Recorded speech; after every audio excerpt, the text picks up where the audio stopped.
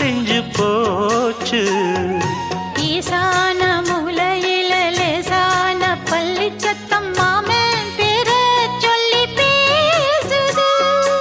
ஆறாத சோகந்தன்ன தீராம சேர்த்து வச்சு ஊரும் சேர்ந்து என்ன ஏசுது.